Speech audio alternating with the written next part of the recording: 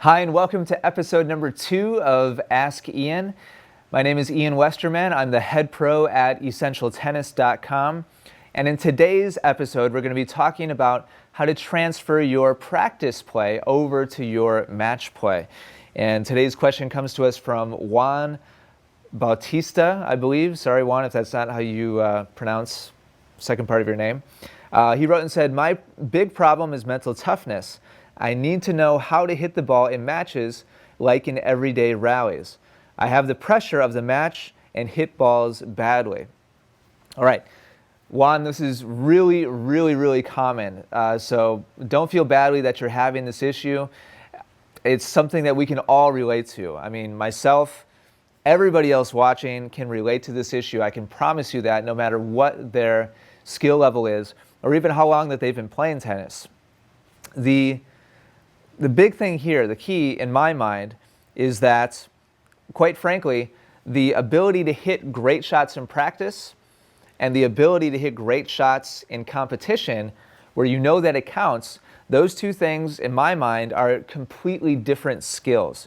You might think, oh, a forehand is a forehand, and so if I can hit, a 90-mile-an-hour forehand in practice and hit both lines and just kind of do it whenever I want. That's kind of an extreme example, but you get the idea.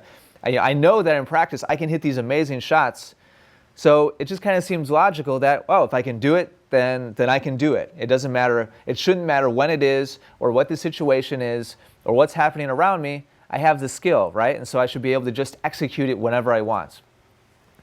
Unfortunately, that's not the case. And we all know that, at least those of us that have played much competitive play in tennis or honestly in any other sport or any other kind of skill where there's score being kept and there's some kind of external pressure being put on us, or at least there's the perception of external pressure being put on us.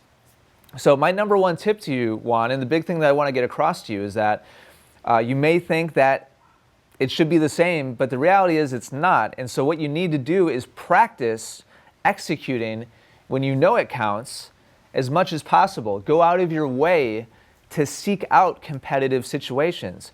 I remember when I was playing competitive tennis in college, some of the most fun times in my life was traveling with my teammates to different schools, and just the kind of the camaraderie and the friendship that we had together.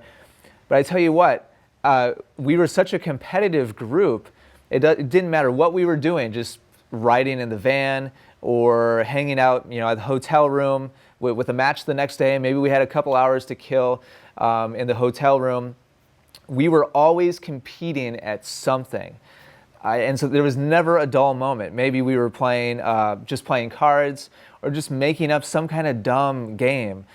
Take a tennis ball and shoot it into the trash can across the room. Who can make the most number of shots in a row? I mean, we would literally just make stuff up and put each other on the spot. Say, I bet you can't beat me, at that. And we were constantly competing with each other. And after a while, you get to the point where you're comfortable in those situations because you've placed yourself in that competitive situation over and over and over again. And after a while, you start to actually thrive and you start to enjoy it. It doesn't mean that you'll never have those instances where sometimes it gets to you a little bit and your performance drops a little bit. It doesn't mean that you'll ever become immune to feeling pressure. But over time, you start to enjoy it more and you start to be able to execute at the level you know how, because you've done it enough times that you build your confidence and you build your ability to be able to deal with that situation. Really, that's the best advice that I can give you, Juan. Don't just take it for granted that you can do it in practice. You have to call up, the best person you know and say, hey, let's go out, play a match. We're going to keep track of score, and we're going to play for 20 push-ups. The loser has to do 20 push-ups, or the loser has to, buy a round of beers after the match, or whatever it is. Put something on the line and keep track of score, and do that on purpose as many times as you can so you can start to build up your ability to deal with pressure situations. So Juan, that's my advice to you. Hopefully that's helpful.